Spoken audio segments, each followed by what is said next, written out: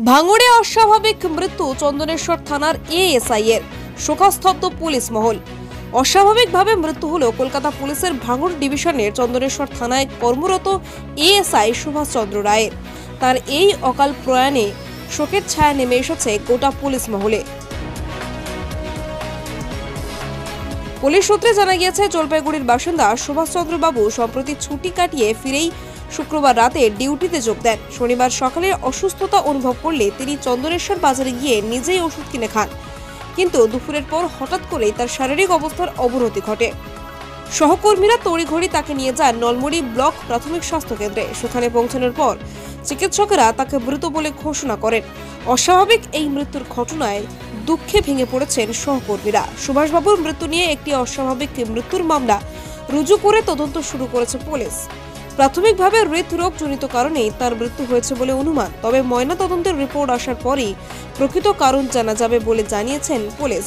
তার মৃত্যুতে সহকর্মীরা, আধিকারিক মহল ও স্থানীয় বাসিন্দারা গভীরভাবে শোক প্রকাশ করেছেন। আমি হঠাৎ আমার সঙ্গে ফোনে কথা হলো ভাঙড় থানার অ্যাডিশনাল ওসি হরিপদ বৈদ্য সাহেব। তিনি বললেন যে চন্দনেশ্বরের এসআই হঠাৎ ডেড হয়ে গিয়েছে নলমুড়ি হসপিটালে।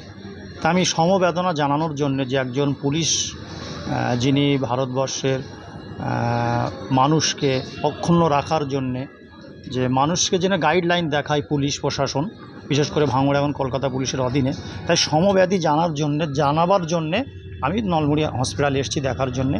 এসে দেখছি যে জলপাইগুড়ি বাড়ি ওনার, যার শুনলাম বায়োডাটা জলপাইগুড়ি বাড়ি। উনি কয়েকদিন ধরে অসুস্থ ছিলেন এবং 10-12 দিন মতো ছুটিতে ছিলেন। কালকেরই গত কালকেরই এসে জয়েন করেছে থানায়, এবং রাত্রিরে নাইট ডিউটিও করেছেন। এবং একটু শরীর অসুস্থ ছিল, তাই দুপুরবেলা খাওয়া দাওয়া করার পরে বলছে গ্যাস হয়ে যাচ্ছে। তা থানা থেকে নলমুড়ি হসপিটালে চেক আপের জন্য নিয়ে আসছিল। আস্তে আস্তে রাস্তায় গাড়ির ভিতরেই ডেট হয়ে গিয়েছে। কোন থানায় কর্মরত ছিলেন?